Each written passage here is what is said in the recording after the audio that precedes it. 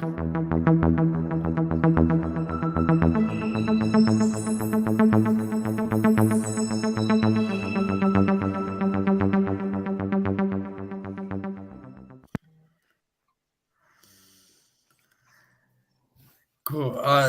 Thank you for that, Jordan. A support Hello. worker after class on Wednesdays who loves to cook and is into salsa dancing. Mabel is the website that's revolutionising disability support. It lets you find and choose people offering the support that you want. And because we're online, it's easy and affordable. Find your people at mabel.com.au. Hello, everybody. Welcome to CripChat, your weekly podcast for everything disability. Today, I have with me is Ibby, Jonathan Shar, and Andrew Fairbairn, and myself, David D. Hello. Thank How you are we for doing having today? us, David. Andrew, how are you going today? Good, thank you very much, Ibby. Very well indeed. I've had a lovely day. What are we Been going to talk about today? Today, David, is a very, I guess, not so special, but it's an awesome episode today. We're going to be talking about parenting for people with disability. So, David, So you're a parent. Are we talking about parents with disability or parents that have disabled children? Well, I believe that we're talking about parents that have children, parents that are disabled and they have children. So, David, tell us about your experience. I believe you have children of your own. Yes, I have children of my own. I've got two, one boy, one girl. Awesome. And how old are they, if you don't mind discussing, David? Well, the boy's a teenager and the girl's a bit younger. She's awesome. below 10. Oh yeah, Dave. So in your experience, David, at what age were they, aware that you had a disability? Well, as they grew up, they realized that I couldn't see, but I don't know exact age, but everyone's different. But they learn that because you don't want to walk onto them, because I'm blind, I don't want to knock them over or whatever, but they start to learn. Don't know, no specific age, but I'm not 100% sure when, but every child is different. Yeah. Nice. So, David, having children that are growing up in your household. Yes. Did you find that they were, overprotective of you? They are overprotective. They do stand up for you, and they make sure others don't. Like they make sure that they're overprotective of me and for other kids too. So they make sure that I don't walk into other kids. Oh, wow. So the bodyguards, so to speak. Yeah. Sounds awesome. Thank God. Yeah. God bless them. Thank God. So they make sure they don't like me hitting my head or hitting into anything, and they make sure other kids don't walk in front of me. Awesome. No, that's good. Cool. That's good. Also, growing up, with children in your household, David, did you often play games with them? Have fun with them? You know what? Have you ever played hide and seek? Yeah. I have played I do play games. I've played hide and seek, and it did find them hard to find me sometimes. Oh well, yeah. Your stature. You're quite tall, David. It's hard not to find you. Yeah. When they're young, they don't know. That's awesome. Yeah, God bless them. And David, also, Are your children, more aware of disability now that they've been exposed? They are because you have to teach them. Some people can't see. Some people can't hear. Some people can't walk. They see them in wheelchairs. They know that. I think they're more experienced to helping others because they know other people need help, and Oh because yeah. I need help. Sounds good. Sounds good. So, David, what is your overall experience? Being a parent, having a disability, and being a parent to your two amazing children. What's my experience? Your overall experience here. What does it feel like? It feels like, well, you sometimes feel sorry for the kids because they want to do things that other kids want to do with their parents, but they can't. Oh yeah. Oh But yeah. Yeah. we sometimes try to try to accommodate for it somehow. Yeah. Yeah.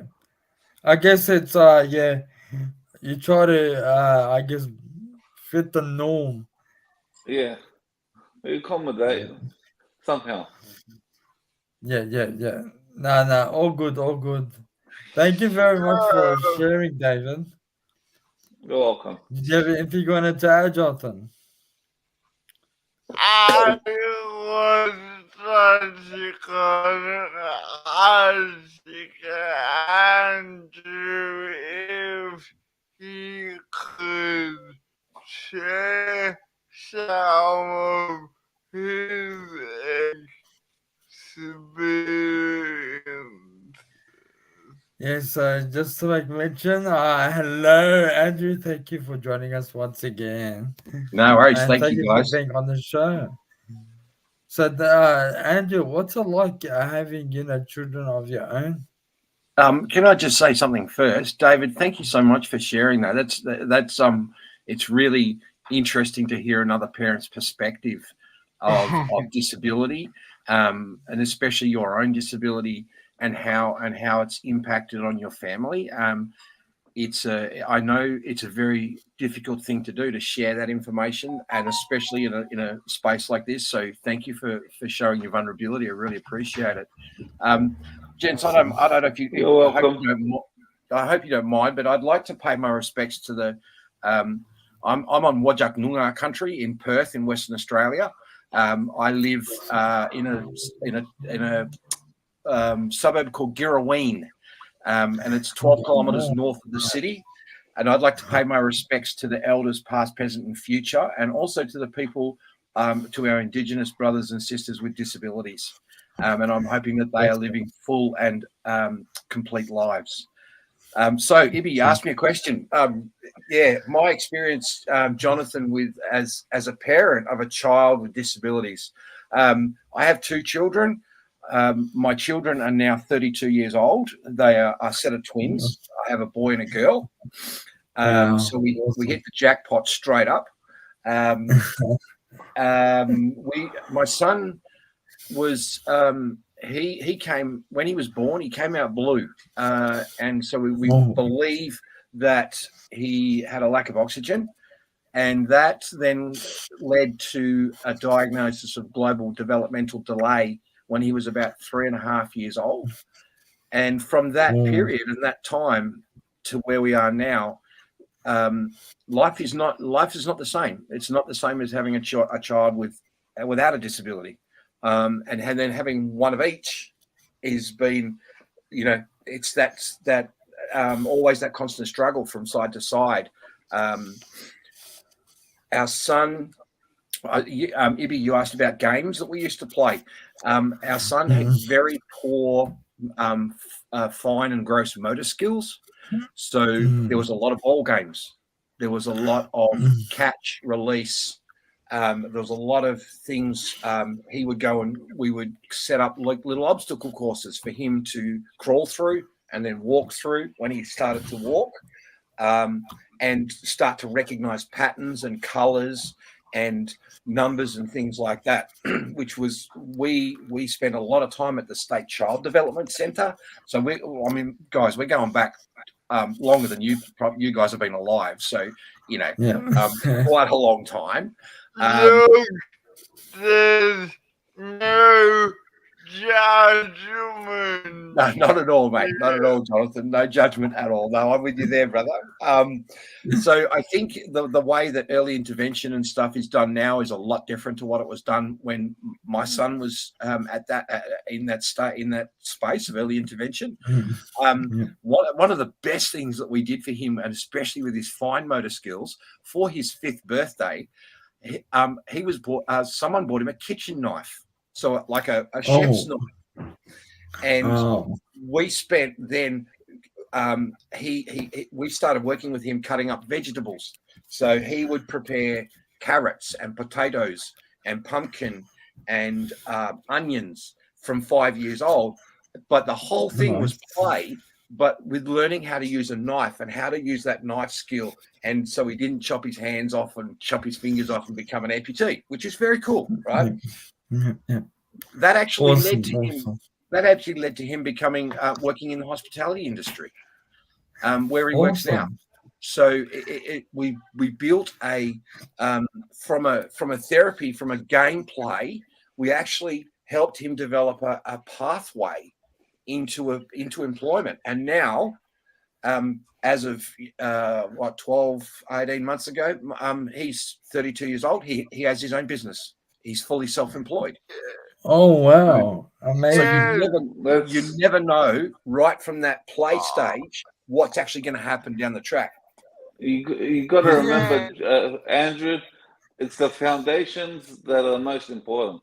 Oh, absolutely, if you build the foundations from early, you're bound to get success later on. Absolutely, 100%. And I think, for someone like yourself, as being vision impaired, I acquired my disability. I'm a below knee amputee. I acquired my disability 7 years ago. So for me, it's a totally different landscape. And I love that story you told that about your children protecting you. It just comes to mind. My daughter she was home for Christmas because she lives in Brisbane, so she came home for Christmas, and we were at the shopping centre. And I'm a part-time wheelchair user. I don't use my wheelchair full time, but she would like literally. It almost like because I'll use a New South Wales parlance here, but it was like a scrum, rolling through the shopping, push people out of the way, like get out of the way. Nice. Awesome. So I think that they're trained, they're trained to go through that because she obviously grew up with her brother. And he went to education support centres, and he went to, and then went on to TAFE. She ended up joining the military, so she was in the army for 10 years. Then she went to work for an agency that we all know that will remain nameless in this particular space. And now she's actually because she's training to become an Auslan interpreter. Awesome. So. Awesome. That you never know what that foundation is going to do down the track. And so I'd encourage anybody listening to this is really focus on what the child can actually do, and then the skill sets that are going to need to grow into an adult. I mean, I'm a professional musician by trade. I'm the president of Physical Disability Australia. I sit on the board of People with Disability Australia. I do a lot of speaking engagements, but I guarantee you that if you gave me anything to do with mathematics, it's never going to happen. Ever. Okay. You can ask Ibby for that. Sorry, David. If you want any mathematics, you can ask Ibby for that. I will do that. Thanks. I will do that. Nice. So a treasure role is far less likely to happen. Yeah, mate, I love playing music, mate. Seriously, maths and me. What instrument do you play? I'm a jazz saxophone player.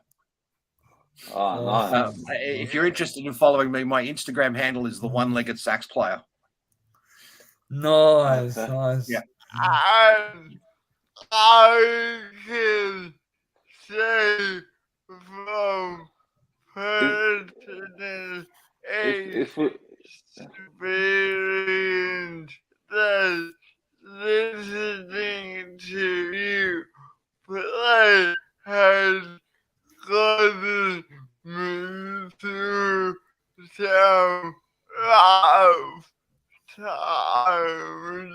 So thank you, and just know that by showing your talent, you're showing that we are more than just conditions.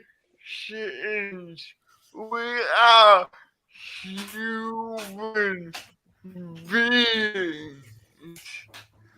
Yeah. Most definitely, most if definitely. if anyone has any questions, they can post it In the comments.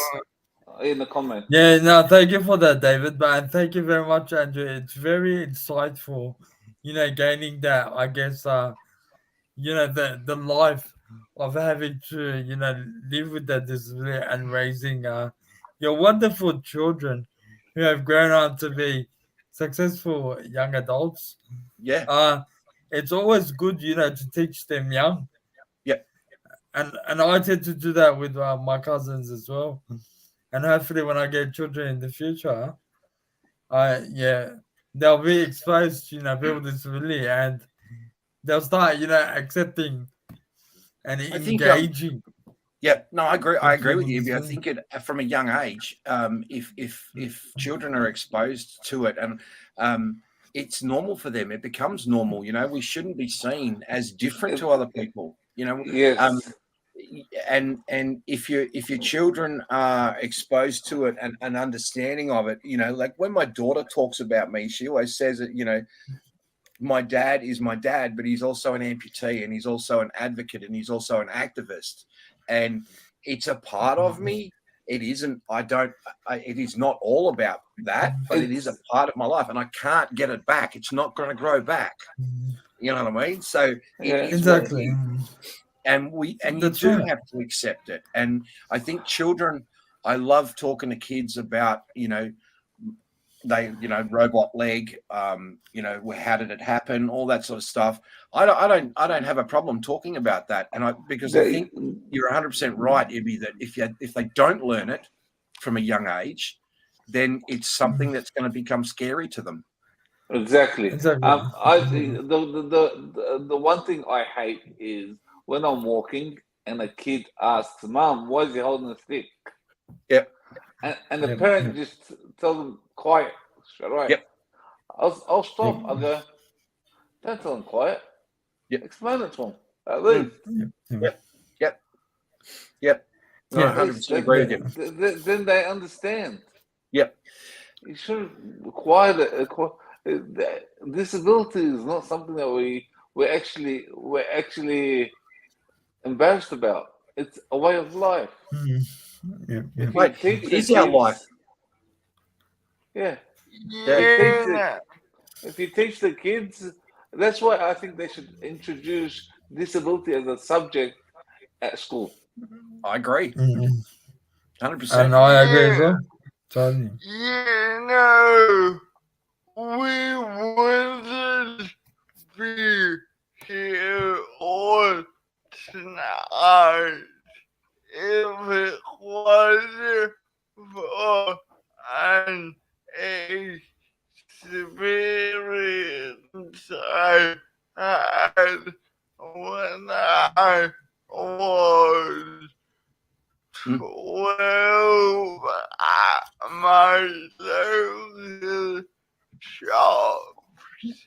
Because So, what experience did you have at 12? because one people may not know about me is I was actually the first physically disabled student to attend my local primary school. So you were first. So one day on Australia Day,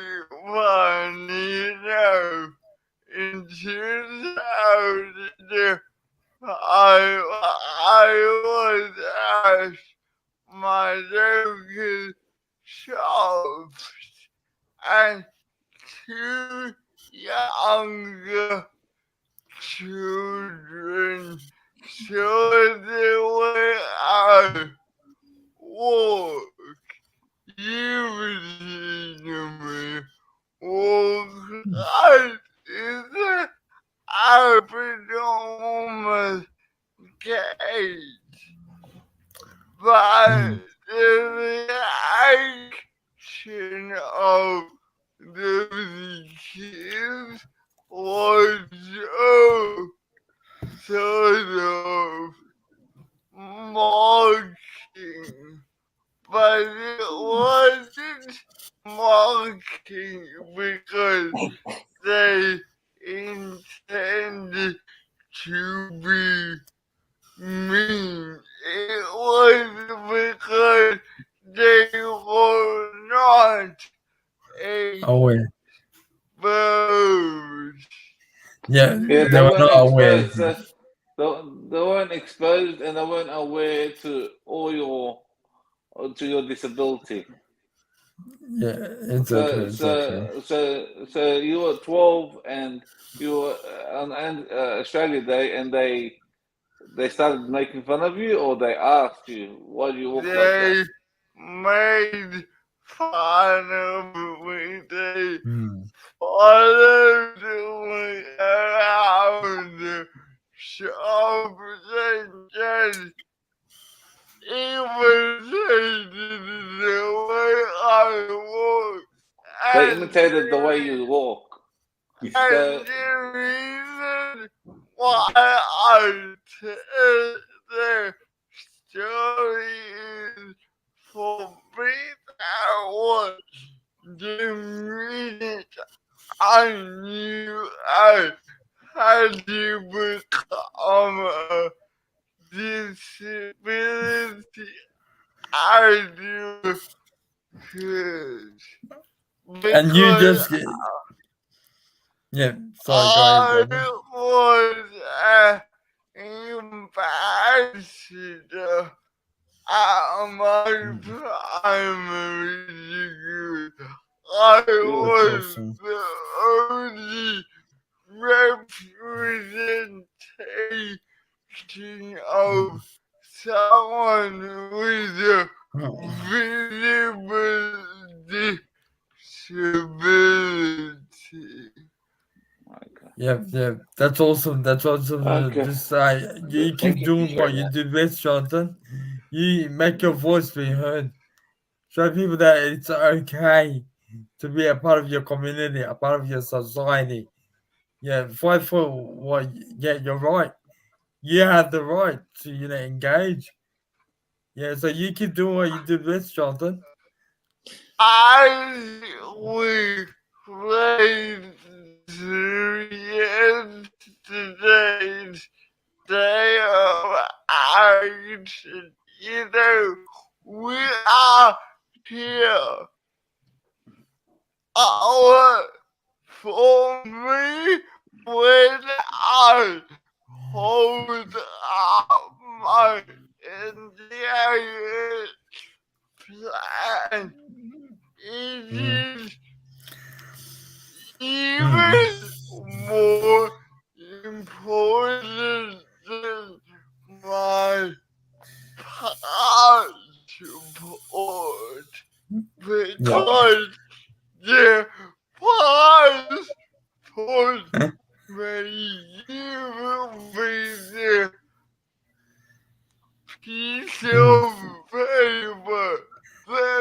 Yep. then I'm a citizen. My Yeah. NCIS plan given to me agency to fully realize and actualize that citizen. Good stuff. Good stuff. So Yeah, it shows that you you're belong. saying your NDIS plan is more important than your passport because it gives you more. It gives you a self identity. It makes Yeah. you belong. I'm I disabled and I'm proud, pretty much. know. Defend our I NDIS. know. Oh, look at that. NDIS. Show it loud and clear. Good stuff, Andrew. I know the reason I most loved being part of physical disability or on the board was every day I was me triumphant on that one. Okay. Sounds awesome. What's our final? Thank you for sharing, Jonathan. Thank you for sharing that. Awesome. You keep doing what you do best. Yep. David and Andrew, what are your any final thoughts? I'll go David first. Any final thoughts you'd like to share with our viewers? My final thoughts are: children, if you can, allow them to be exposed to disability and don't